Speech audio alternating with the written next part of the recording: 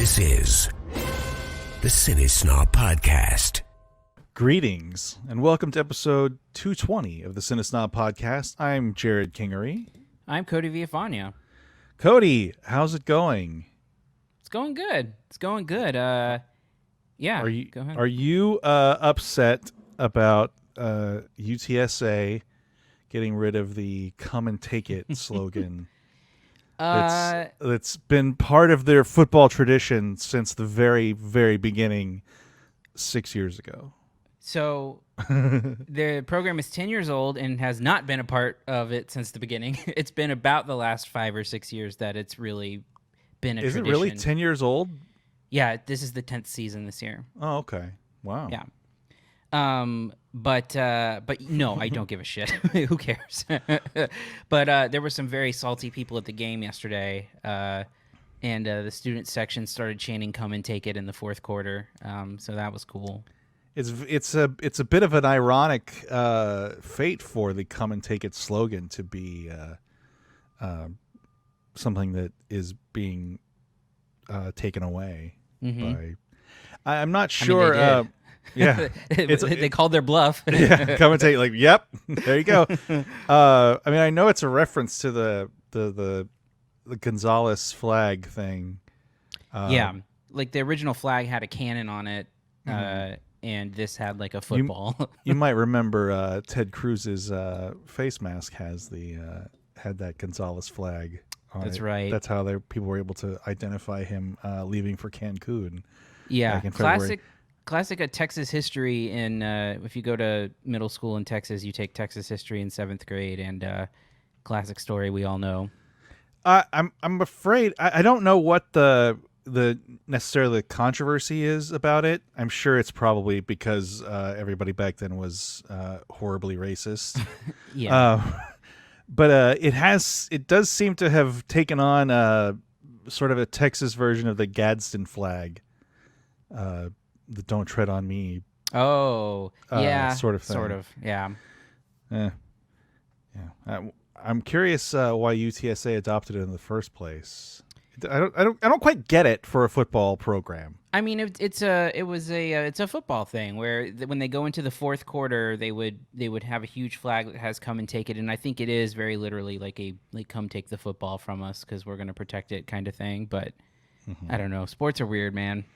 It is funny that there's such an uproar over this that it's not even from the beginning of the very, very young football program. Yeah, it's very ridiculous.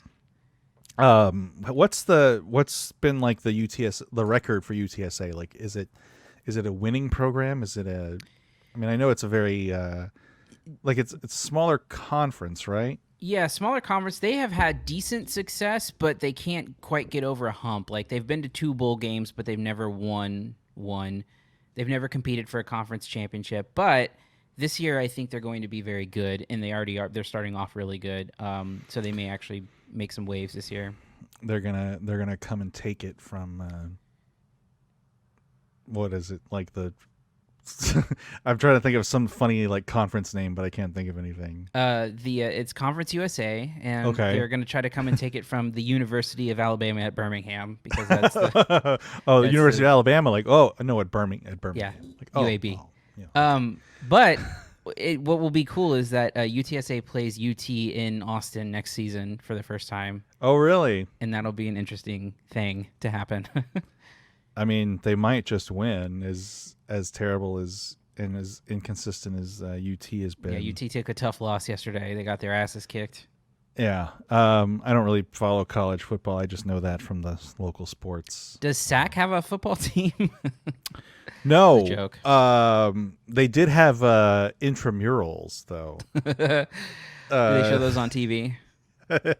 They might. No, it's like I think it's probably the only sports that were played with cigarette breaks.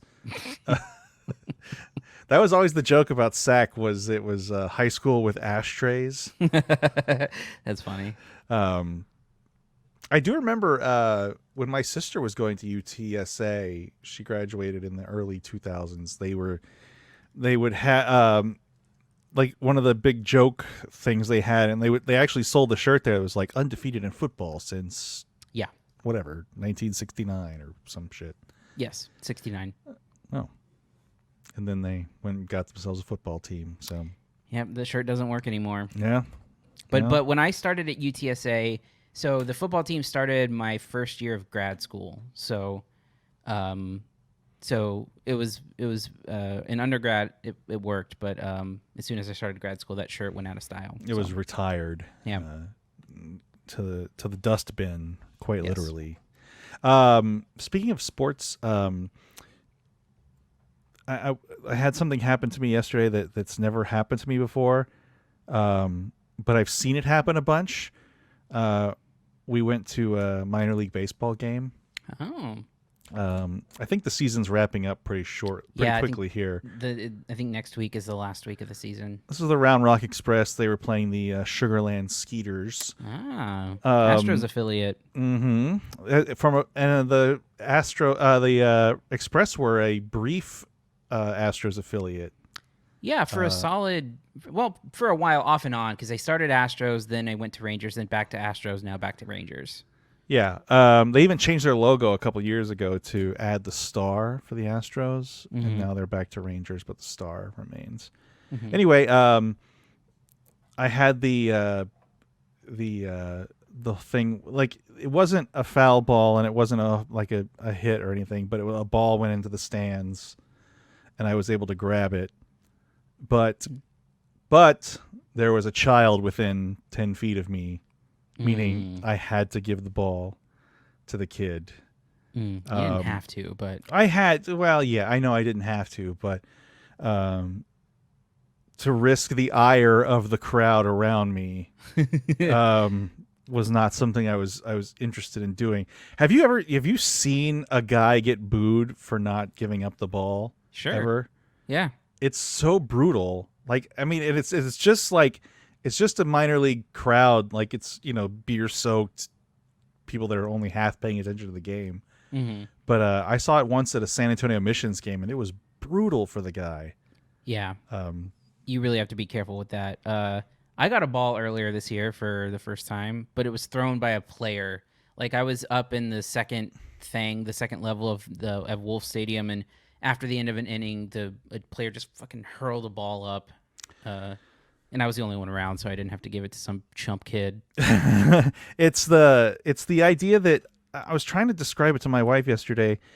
I think there has to, like, you have to catch it like fair and square, like foul ball, like in your hand. Like it can't have, like this one, like hit the stands first, like I picked it up off the ground. Like you have to catch it. That's the only way you could possibly keep it and keep your dignity without giving it to some kid nearby, and even then that's a stretch, I think. Yeah, like that's questionable. I caught a puck at a hockey game once. That was cool. I got a puck that like the announcer, when he was walking out to the ice, he threw, like they have a bunch of practice pucks, and he threw one over, and I caught one of those. It's just a hard rubber piece of nothing. Like it makes no. It just doesn't look like anything. It's not like a baseball. It looks kind of cool. You could put it in a display case if you wanted to. But yeah. Anyway, I just thought I'd throw that in there. It was that moment, that rite of passage thing where like yeah, I got. Oh shit! There's a child in the next row. I'm like, here you go, kid. Thanks, Mister. Thanks, Mister. I was like, that motherfucker left it behind when he left. No. No, he said thanks a couple times. It was nice, but still, it's like, yeah, you got to give that ball to the kid, and it's us men have a lot of bless you. Us men have a lot of adversity, Cody, and that's just one more thing. We got it tough. Can't keep that foul ball, or in this case, a ball that was chucked into the stands by, I think, the mascot. I don't know. I can't remember who it was. Anyway, anything else before we move on? Oh yeah, we wanted to talk some news. I forgot. Yeah. We got caught up in sports. For the I think it's been something like 18 years since the last film was released. But this past week saw the release of the trailer for, it's called The Matrix Resurrections. So The Matrix Revolutions, Matrix Reload and The Matrix Revolutions both were released in 2003.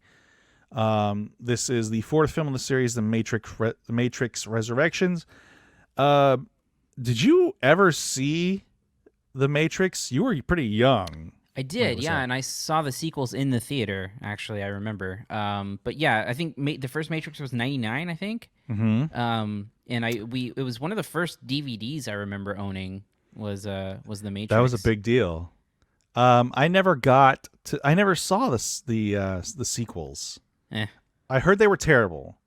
Yeah. And I remember they were a huge deal, and I heard they were terrible, but I never took part in any of the other stuff that went along with it, like the Animatrix and all the. They had the what do you call those games? Did they not do those games, or am I thinking of Lost, where they did like you had to hunt through like real world stuff to find out clues? Yeah, I don't know. I don't know if they did that. I know they had a bunch of video games. Yeah, they definitely did. And I just never really, because I think the first Matrix, from what I remember, I haven't seen it in 15 years, but what I remember was cool and interesting. But those second and third movies are not very good, and I never really followed beyond just watching them in theaters and then forgetting about them completely. So, so what did you think of this new trailer for The Matrix Resurrections? I mean, I think it looks fine. I can't quite tell what's going on in it, and I think that it's interesting to me that that I guess Keanu Reeves is just forever going to look like John Wick, and that's just his look. The only movie he's changed his look for in the last 10 years was Bill and Ted Face the Music. Yeah, he shaved a beard off. But other than that, he's basically looked the same forever. It is interesting to see who made the cut for the new movie and who didn't. There's obviously absence of Lawrence Fishburne. I know that I don't think that Hugo Weaving is going to be in it either, from what I've heard. Well, there are some. There's another actor who's playing a Matrix. A Morpheus style character. Yaha Abdul Mateen II, who from Candyman, right? And was in A Trial of Chicago 7. Played Bobby Seale. I think was the last thing I saw him in. Was in Watchmen. Wasn't he like an Emmy? Didn't he win an Emmy for Watchmen? Yeah, and he was Black Manta in Aquaman as well. Okay. But yeah, supposedly he is playing Morpheus. I think he is Morpheus in the movie. I don't think it's a Morpheus type. I think it is Morpheus. Oh, is it literally? Is his character named Morpheus? Because I have no idea. According to IMDb, yes. Oh, anyway, and Jada Pinkett Smith is back, who I wasn't in the first film, I know, but I guess was in one of the later ones. Carrie-Anne Moss returns, of course. The trailer has Neil Patrick Harris. Mm-hmm. Apparently Christina Ricci is also in it. Priyanka Chopra Jonas. I don't know who the rest of these actors are, but apparently there's been some discussion that it's a very sort of misleading trailer, perhaps by design. Sure. That it comes across as very normal. I saw someone even claim, I can't remember if it was one of our Houston Film Critics Society peeps or not, saying that there's actually a TV playing the original Matrix in the trailer. Like there's video of the original Matrix in this trailer. Oh, I don't know about that. So there's all kinds of. Yeah. I don't know. I don't have any. I don't have any real love for the Matrix. I remember it being a cool thing to look at. And then what was the film we watched earlier this year or last year, where it's like, are we living in a simulation? It was all just about people that got high and watched The Matrix 20 years ago. Oh, yeah. I remember that. It was, what was it called? Was it called Glitch in the Matrix? It was called Glitch in the Matrix, yeah. Anyway, I don't know. I mean, I just I'm not. I wouldn't say that I'm like super excited or anything. I'm, it's hard to like screw up a franchise that has had 2 of the 3 entries are pretty loathed. So like I think they're sort of like playing with house money that they're even making a 4th. At this point. But we talked about this though with the Wachowskis, and this is not the Wachowski sisters directing together. This is just Lana Wachowski. But we talked about this before with them with Jupiter Ascending, and how much money, how much goodwill they've squandered since that first Matrix film came out. That wondering how much longer they were going to keep getting away with this. Look, say what you will about the Matrix. It was a huge hit. Everything else has been, and obviously the Matrix sequels were huge hits, but everything else has been creatively either bizarre as fuck or just a total misfire. And I know a lot of people retroactively love Speed Racer. That movie sucks. And then Jupiter Ascending is hilariously bad. People love Cloud Atlas too. I never did see Cloud Atlas. I believe didn't that's either. the only one I haven't seen. And they had a hand. They didn't direct it, but they wrote and produced V for Vendetta, which I know has a big following too. It is weird that I guess the Matrix is probably the thing that they would. The last thing they would get a chance to do again. Yeah. I don't know. This is, I believe, the last film that's scheduled for the year to hit day and date on HBO Max as well. I think that's true. I think it's out in December. Yeah. Anyway, I don't have anything else to say about The Matrix, so. No, we can go ahead and move on. We got a short show today. We got a very short show today. So let's move on to reviews. Here are this week's reviews. It's a great transition, and it's fitting for, I don't know if I'm not sure what I'm saying anymore. But our only movie this week is Malignant. When I was young, something happened to me. Stop saying that. Maddie, who are you talking to? Gabriel. Is he your imaginary friend? Whatever you went through before you joined our family, it hurt you in a way that I can't even imagine. You created him. Maddie, what's going on? So that you could survive.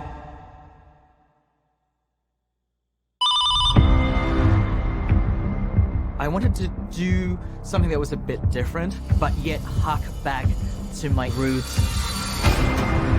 You gotta take chances. If you don't, you end up making the same old thing again and again and again. I think audiences are starved for something that's new and different.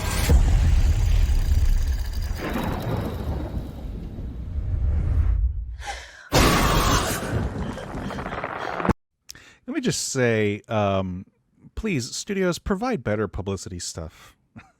That's such a weird trailer because it has director EPK material. Well, it's literally the trailer for the film, I get this stuff from the press website, and all you give me is the trailer, but it's also a weird trailer because it has James Wan talking in the middle of it, so it's not really a trailer. It's like a weird, like you said, like a weird EPK thing. So anyway, this is from director James Wan, who of course is famous for beginning the Saw franchise. Also did The Conjuring, Insidious, directed Aquaman a couple years ago. And I believe the Furious 7, Fast and Furious movie. One of the, let me look at that up. Yeah, Furious 7. This is his latest film.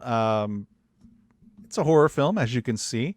Getting a lot of buzz, I think, online. People are very interested in this. It hit HBO Max and theaters this past weekend. Cody, tell us about Malignant and what you thought of it. Yeah, well, I won't give too much away about what the movie's about, just because I think that I think it's one of those cases where I think it's best to go in as cold as possible when you're seeing it. But it is interesting to see this as a film for James Wan, who made $1 billion worldwide with Aquaman, and then the next movie he makes is this sort of like It's interesting because I think that depending on your interpretation of this, I think it's very intentionally B-movie kind of style. And I think most people think that's the case. But I could see certainly how someone could just think it's just a ridiculous kind of crazy movie that's a swing and a miss. But it is interesting to see, his follow-up to Aquaman is, staying with Warner Brothers and making this like completely batshit kind of movie. And it's an original horror movie, which is cool that it's not like a franchise-based thing. And I think so. I mean, just a basic kind of thing is that a woman is experiencing, I guess you would call it like kind of like a sleep paralysis type of thing that it kind of plays off of, where she's kind of witnessing things in her in this moment of sleep paralysis that end up like happening in real life as well. I guess that's the most like basic kind of. I don't want to go any further than that. Yeah. But I think the first thing to say about it is that it is really stylish, and its visual style and its aesthetic is, I think, great. I mean, I think it just looks really polished. It's got a great use of color, like great use of red throughout the film. It's got really creative looking shots. And it's like small stuff. Like there's shots that'll like follow something through like the peephole of a door, which is like a really cool shot. That's just kind of a transitional thing.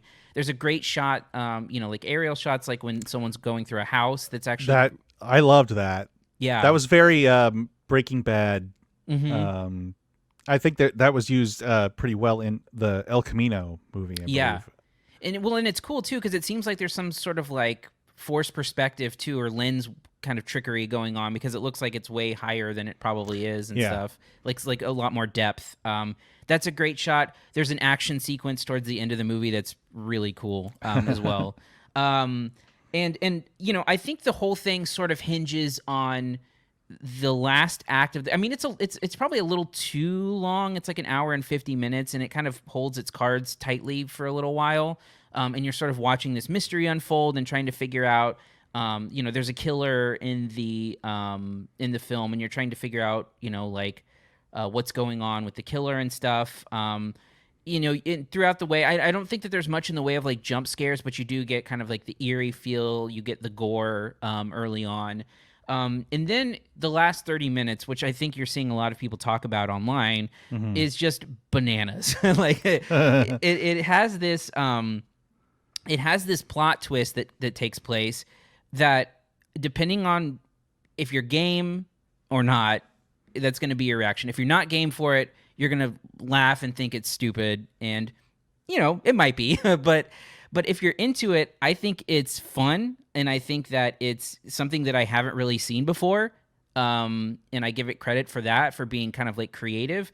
And the last 30 minutes are just insane, and I think that's when the movie like really kicks into gear and becomes a lot better than I thought it was going to be. So I don't know about you, but I thought the leading up, like the first, hour or so, is fine, fine enough, good. I was, kept interested by, the really interesting, visual. Like, again, Wan has a very specific, I think, style, and I think that it really comes across throughout most of the movie. But I found the last 30 minutes really fun, and I think that as ridiculous as the stuff that happens, I thought it was pretty cool. And I think, like I said, there's an action sequence that happens after the reveal that happens in a police station that is so well constructed. There's really... there's two in that. There's two different scenes. Yeah.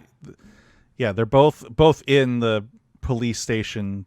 Yeah. Proper. Yeah. Well, and when you have the reveal of what's going on, the visuals of it, I think, are really kind of like eerie and weird and yeah, I don't know. It depends. Like I said, it depends on if you're gonna follow along with and like be on board for whatever crazy shit it throws at you.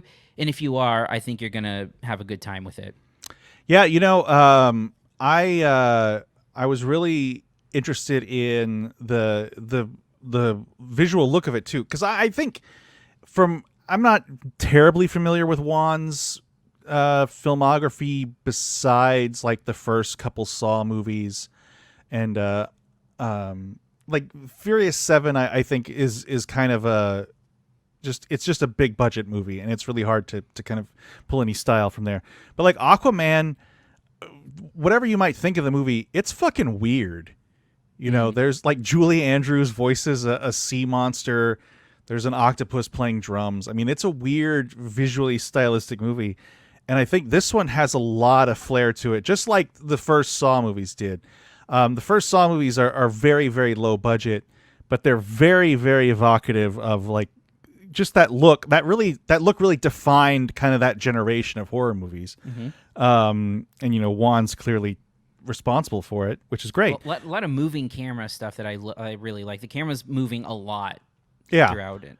That said, the storyline in this, like, I think I'd kind of figured it out, you know, to at some least, degree, I think. Yes, right. Like you've got the idea that like this, I'm not going to give anything away, but you like, okay, I know what the connective tissue is here, so to speak. And then when you get to that final like 30 minutes, it does just go sort of batshit crazy.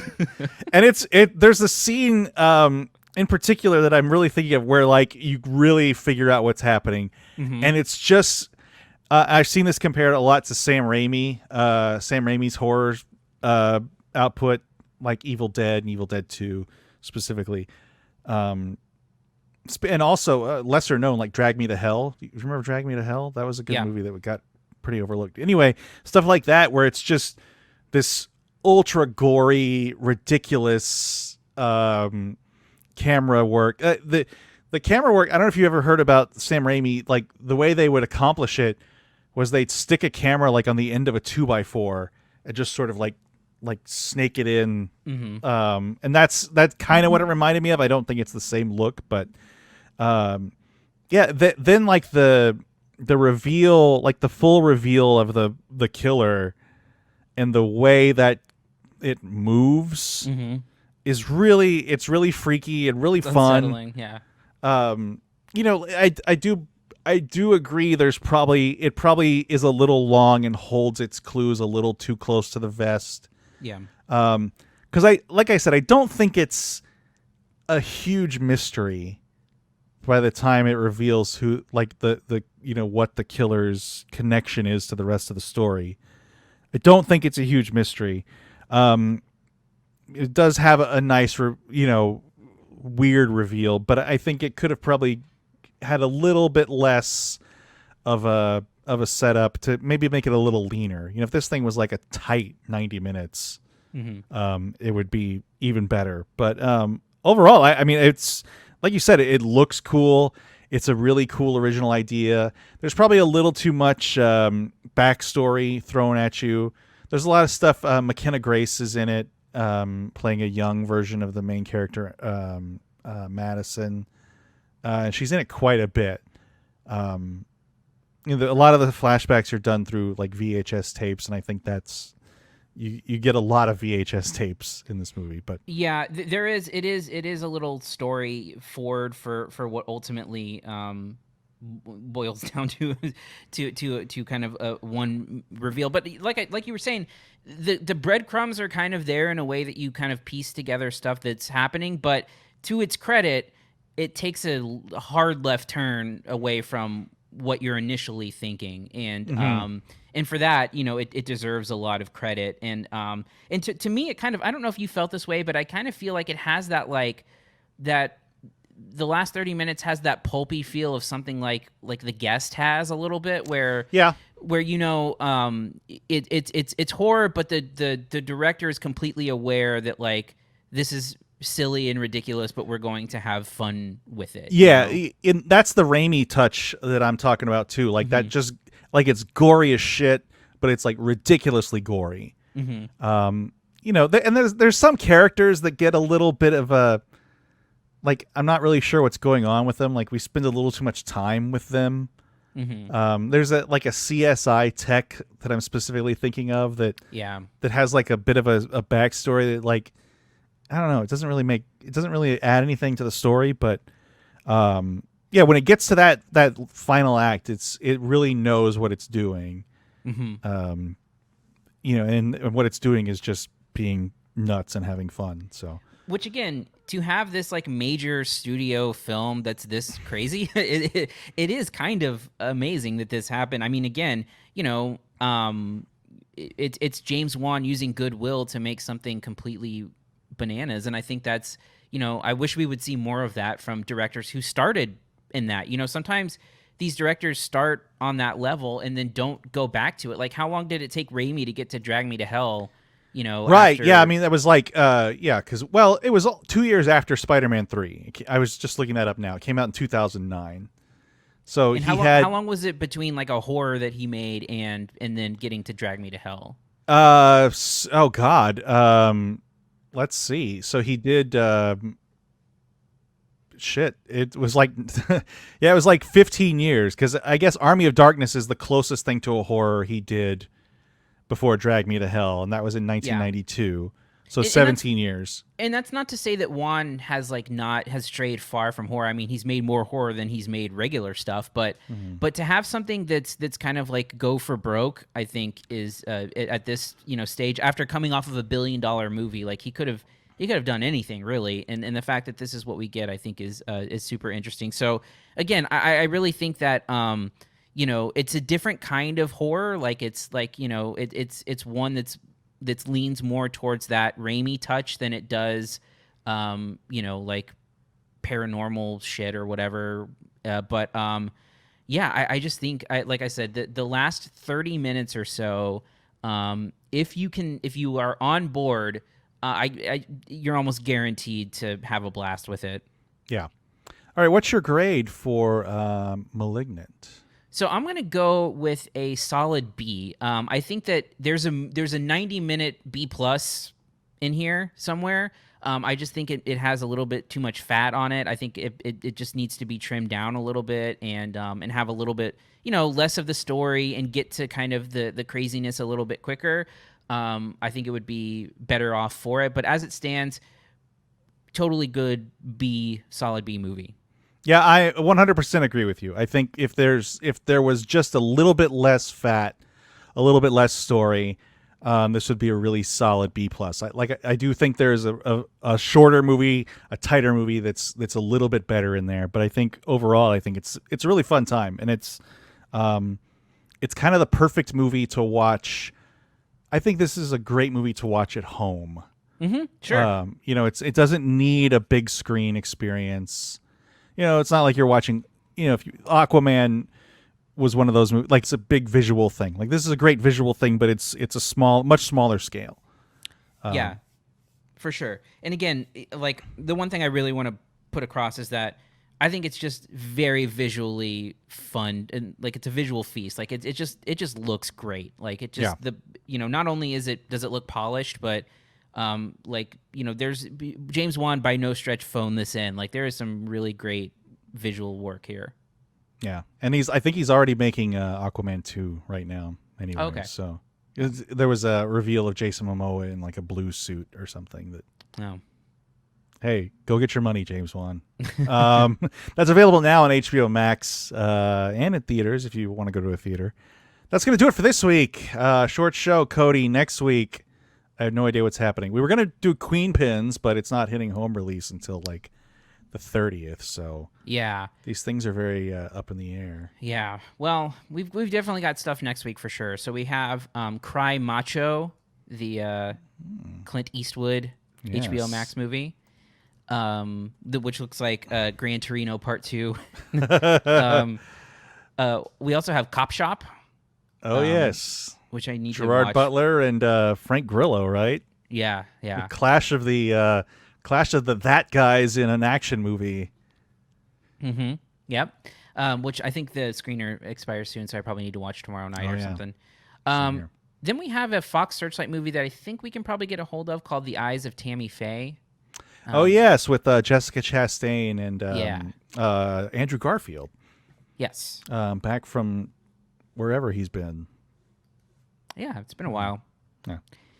But yeah, we should have those three hopefully for next week. And it's we kind of got messed up this week because there was a few things that were theatrical only, and we're trying to keep things as much as possible to stuff that's out on streaming as well. because not everyone wants to go to a theater right now. So Yeah, and like I'm not getting offered screeners at like theater screenings of this stuff either. So yeah. Anyway, if you want to reach us, you can email us at podcast@cinesnob.net. Find us on Twitter at CineSnob, Facebook CineSnobNet, YouTube.com/CineSnob. Cody, you've got the Ramble. Yeah, right? Ramble Radio Tuesdays and Fridays, and then regular Ramble on Wednesdays. Cool. Anything else before we go? I don't think so. I don't think we're good. No? All right. Well, short show. You got 35 minutes to listen to there or watch, whatever. It's already over, so you're not watching anything anymore. All right. On that note, I'm Jerrod Kingery. I'm Cody Villafana. Thank you for listening to the CineSnob Podcast. To read reviews, interviews, and more, visit CineSnob.net. See you next week.